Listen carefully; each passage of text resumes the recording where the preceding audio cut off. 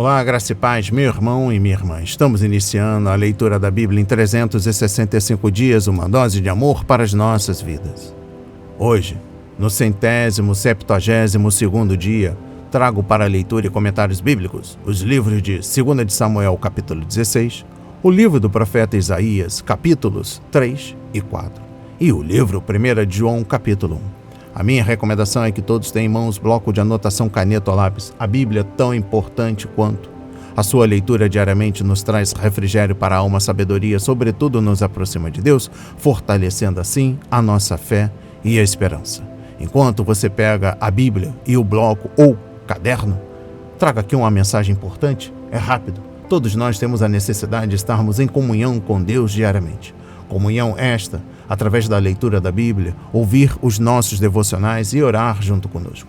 A Bíblia está cheia de promessas, mas ela será concretizada se eu e você acreditarmos na palavra de Deus.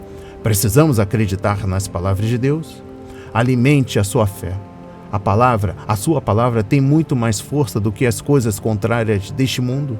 Estamos vivendo um tempo em que devemos abrir os olhos. Satanás não está aqui para roubar o seu carro, sua casa, seu apartamento, sua roupa, celular.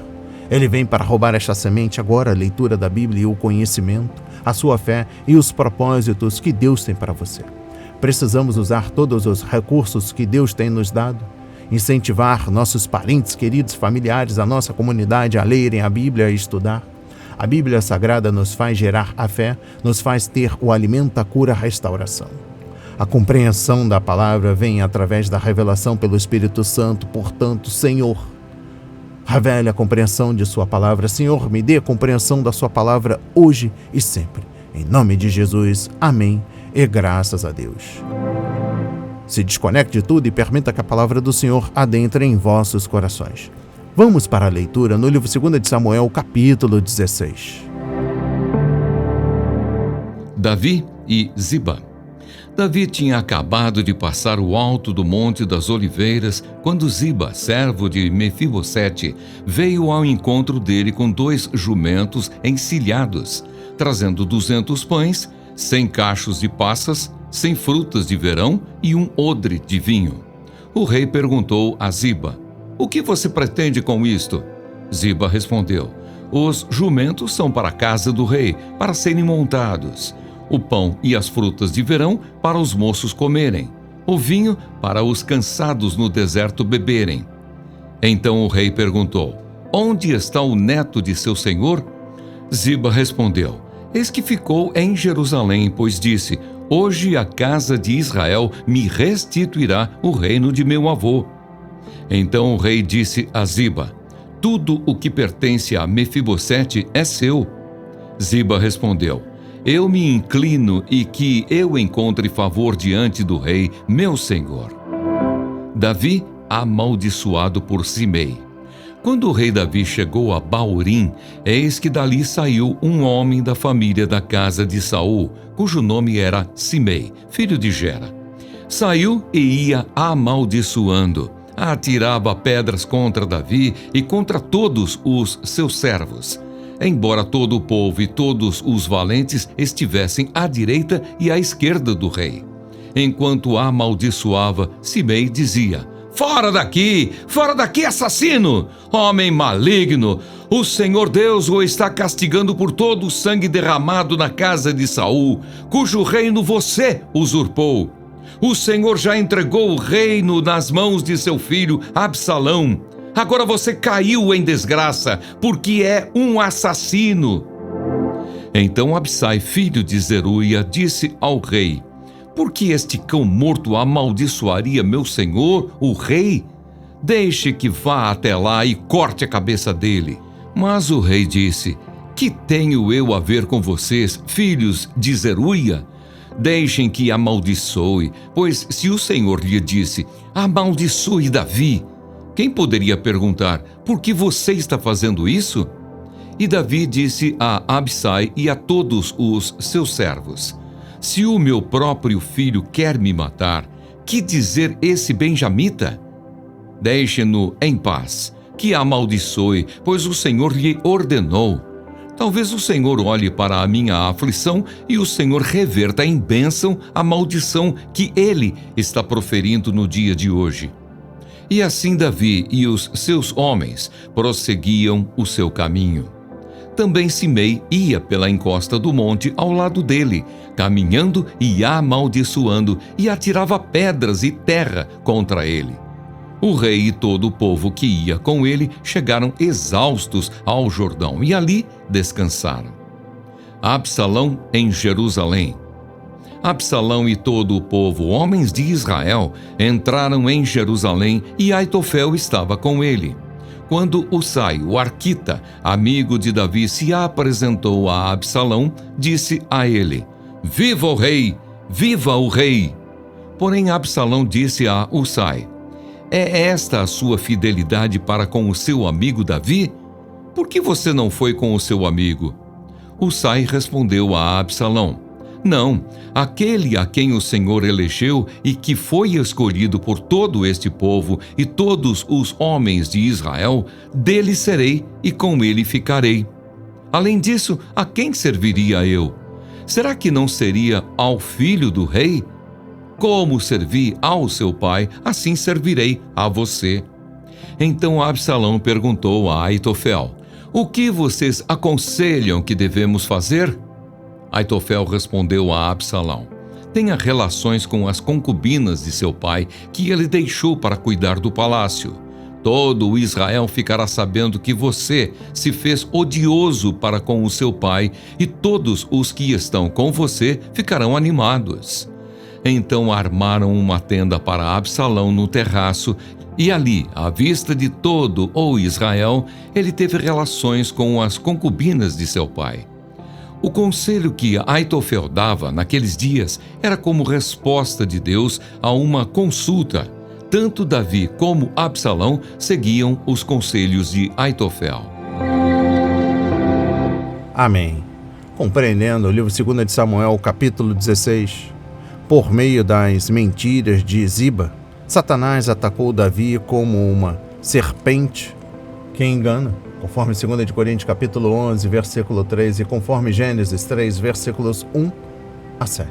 E depois, por meio das palavras e pedras de Simei, o diabo veio a Davi como um leão que devora, conforme 1 de Pedro, capítulo 5, versículo 8.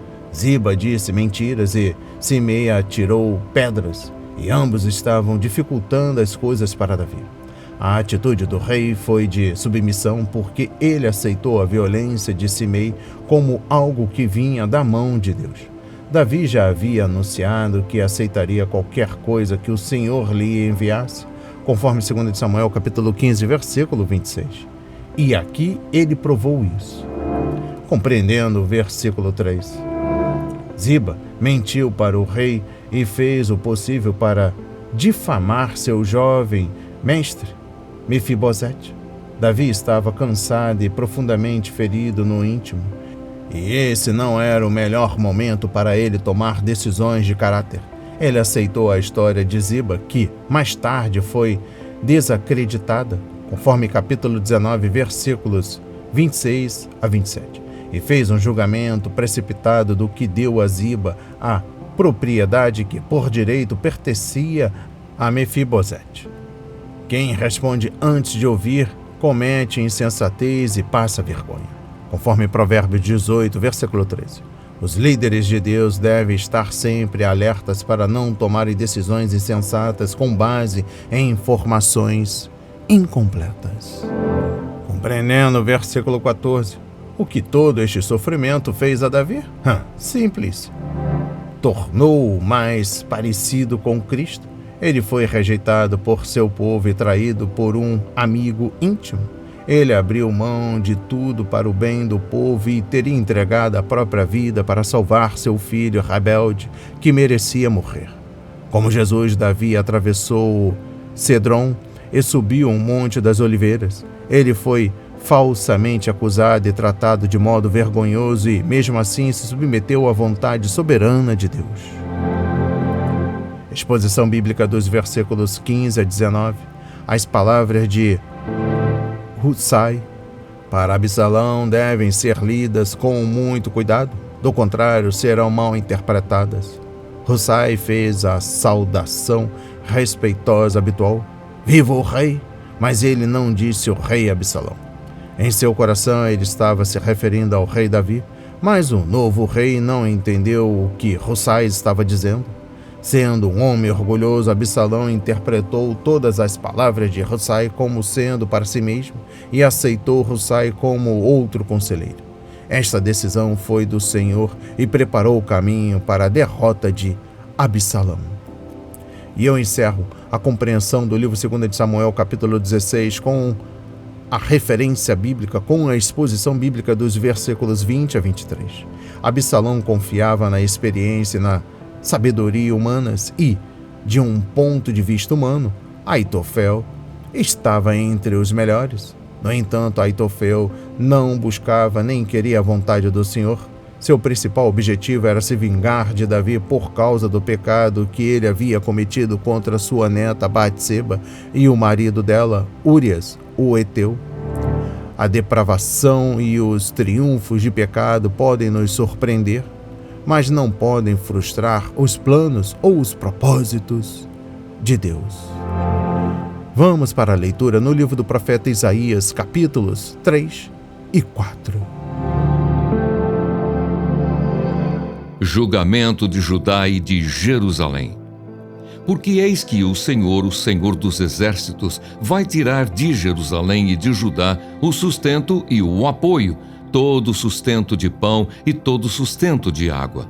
Ele vai tirar também o valente, o guerreiro e o juiz, o profeta, o adivinho e o ancião, o capitão de 50, o nobre, o conselheiro, o hábil artífice e o perito em encantamentos. O Senhor lhes dará meninos por chefes, e crianças governarão sobre eles. Entre o povo, uns oprimirão os outros, cada um o seu próximo. Os jovens se levantarão contra os velhos, as pessoas desprezíveis contra os nobres. Quando alguém for falar com o seu irmão na casa de seu pai, dizendo: "Você ainda tem um manto, venha ser o nosso chefe e assuma o controle dessas ruínas." Naquele dia, o outro levantará a sua voz, dizendo: "Não sou médico e não há comida nem roupa em minha casa. Não me ponho por chefe do povo." Jerusalém tropeçou e a terra de Judá está caída, porque as suas palavras e as suas obras são contra o Senhor para desafiarem a sua gloriosa presença. O aspecto do rosto testifica contra eles, e como Sodoma, exibem o seu pecado e não o encobrem. Ai deles, porque estão provocando a sua própria desgraça. Digam ao justo que tudo irá bem com ele, porque comerá do fruto das suas ações. Ai do ímpio, tudo irá mal com ele, porque o pagamento dele será o que as próprias mãos fizeram. Os opressores do meu povo são crianças e mulheres estão à frente do seu governo. Meu povo, os seus guias enganam você e destroem o caminho por onde você deve seguir. O Senhor se levanta para apresentar a sua causa. Ele se apresenta para julgar os povos. O Senhor entra em juízo contra os anciãos do seu povo e contra os seus líderes. Ele diz: "Foram vocês que arruinaram esta vinha. O que roubaram dos pobres está na casa de vocês. Com que direito vocês esmagam o meu povo e moem a face dos pobres?" O Senhor dos exércitos é quem está falando. Julgamento das filhas de Sião. O Senhor disse: "Visto que são orgulhosas as filhas de Sião e andam de pescoço erguido, com o olhar despudorado, dando passos curtos e fazendo tinir os enfeites dos tornozelos, o Senhor fará com que apareça sarna na cabeça das filhas de Sião. O Senhor fará com que se veja a nudez delas.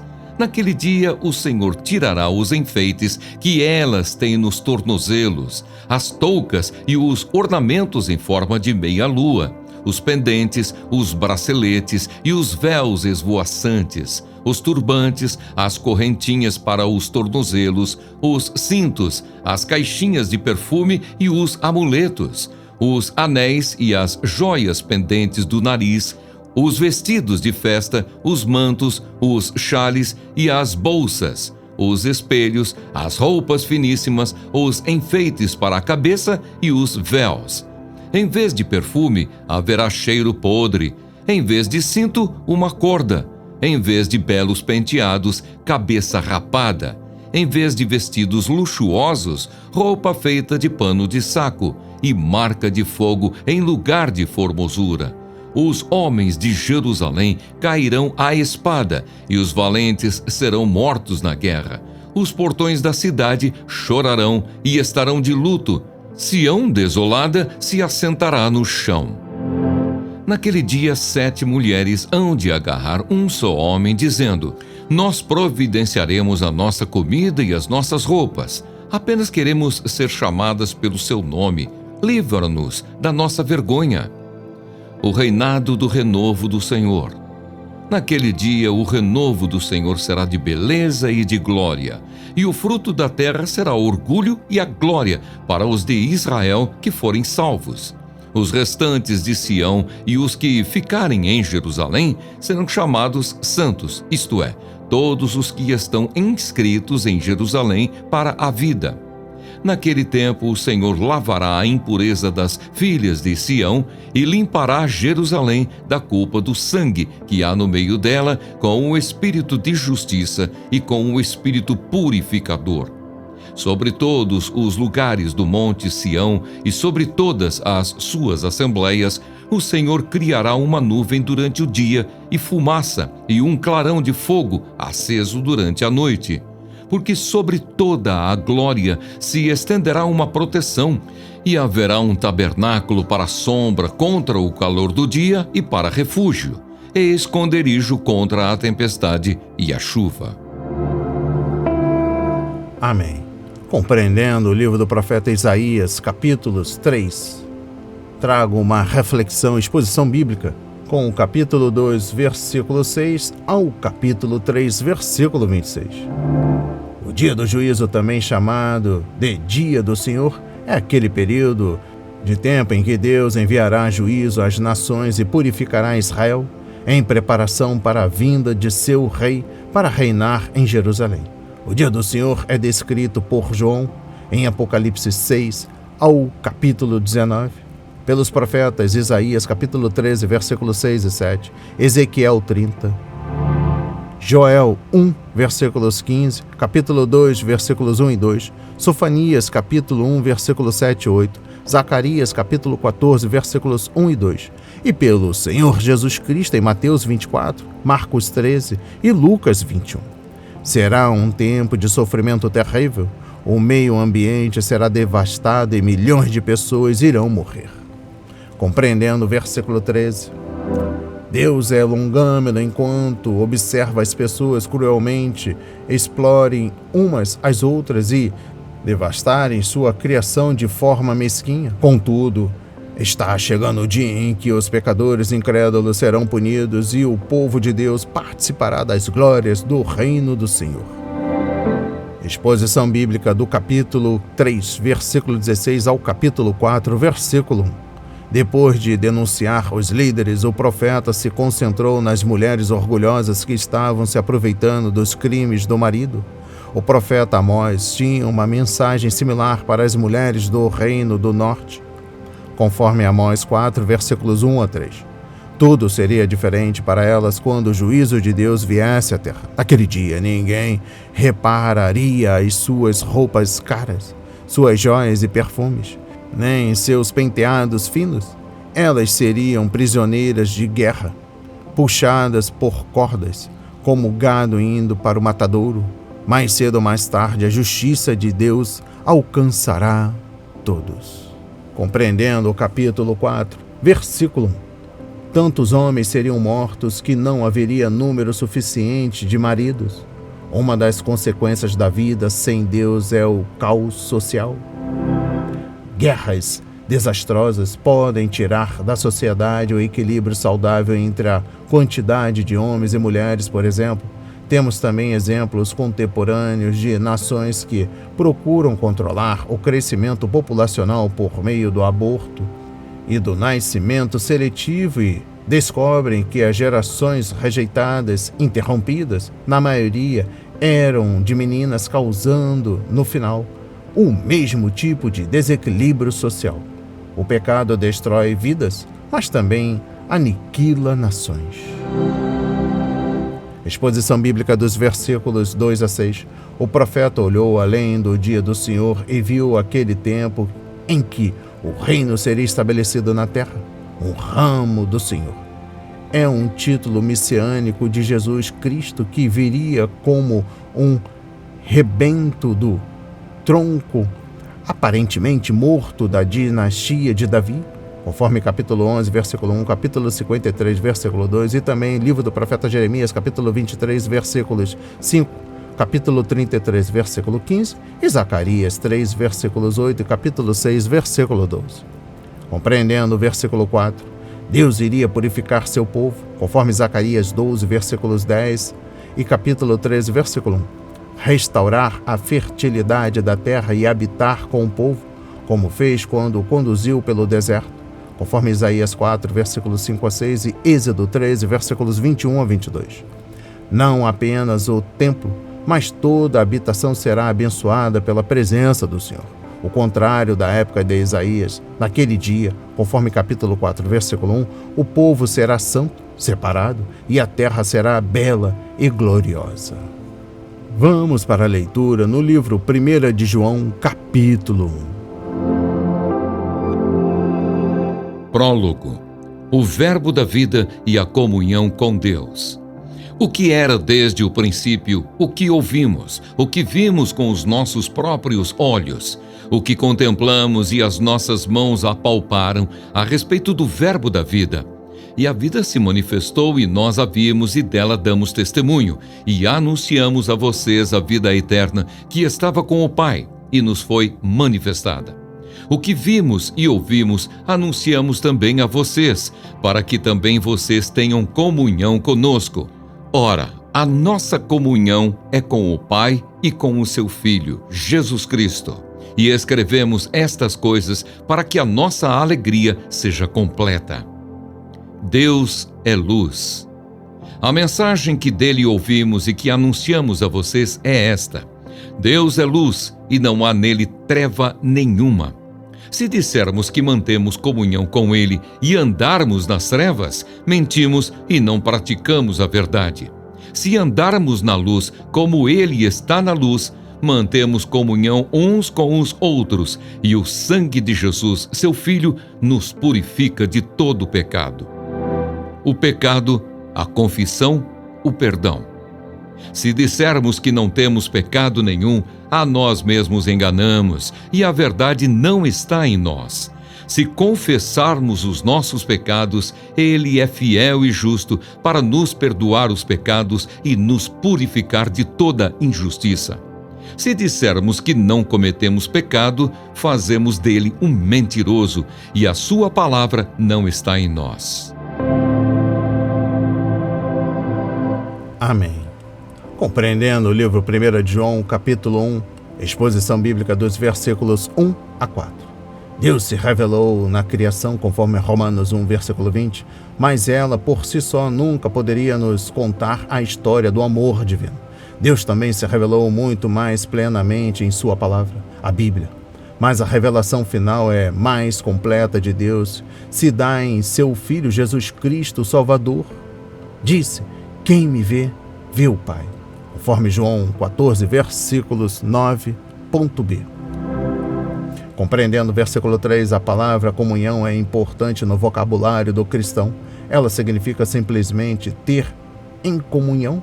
Como pecadores, os seres humanos não têm nada em comum com Deus Santo, mas Deus, em sua graça, enviou Cristo para ter algo em comum conosco.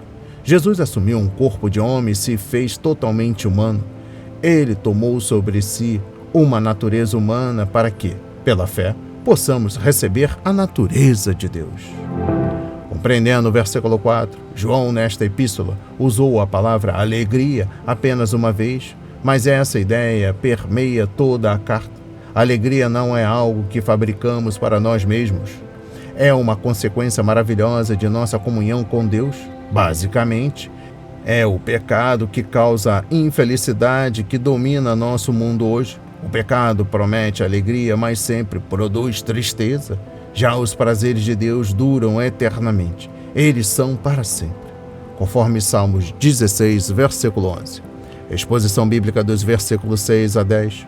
O uso que João faz do termo andamos aqui nesta passagem é a mesma ideia expressa no Novo Testamento, quando os autores se referem à vida cristã como uma caminhada. Essa jornada começa com um passo de fé, quando cremos em Cristo e o recebemos como nosso Salvador. Mas a salvação não é o fim, é apenas o começo da vida espiritual. Andar envolve progresso e o cristão deve alcançar a vida espiritual. Assim como uma criança deve aprender a andar e, para isso, precisa superar muitas dificuldades, o cristão deve aprender a viver, andar na luz. E a dificuldade fundamental em questão aqui é justamente a questão do pecado. Compreendendo o versículo 6, luz produz vida, crescimento e beleza. Já o pecado traz trevas, e trevas e luz não podem existir no mesmo lugar. Portanto, se estamos vivendo na luz, as trevas têm de desaparecer. Por outro lado, se estamos apegados ao pecado, então é a luz que desaparece. Não há meio termo, nem mesmo uma vaga área neutra quando o assunto é pecado. Compreendendo o versículo 7, viver na luz significa ser honesto com Deus, com nós mesmos e com os outros. Significa que quando a luz nos revela nosso pecado, devemos imediatamente confessá-los a Deus e pedir seu perdão. E se a nossa transgressão fere outra pessoa, devemos pedir o perdão dela também. Viver na luz implica honestidade, obediência e amor, mas também seguir o exemplo de Cristo e viver como Ele viveu, conforme capítulo 2, versículo 6. É claro que ninguém se torna cristão seguindo o exemplo de Jesus depois que chegamos à família de Deus. No entanto, devemos confiar em Cristo como um grande exemplo do tipo de vida que devemos viver. E eu encerro aqui a leitura da Bíblia em 365 dias e também da compreensão do livro 1 de João, capítulo 1, com o versículo 9. Confessar não é fazer uma bela oração, dar desculpas religiosas ou tentar impressionar Deus e outros cristãos. A verdadeira confissão significa citar o pecado, chamando pelo nome como o qual Deus o chama. Inveja, ódio, cobiça, engano ou o que for. Então, confessar significa simplesmente sermos honestos com nós mesmos e com Deus. E se outras pessoas estiverem envolvidas, teremos de agir com honestidade em relação a elas também. Portanto, a genuína confissão envolve mais do que admitir o pecado. Significa julgar o pecado e enfrentá-lo com sinceridade. Sim, a verdadeira confissão é o coração do arrependimento. As palavras de hoje foram semeadas para as nossas vidas, para a honra e a glória do Senhor. Receba este alimento diário, não hesite, compartilhe. Deus está interessado na minha e na sua dor. Que Deus nos abençoe.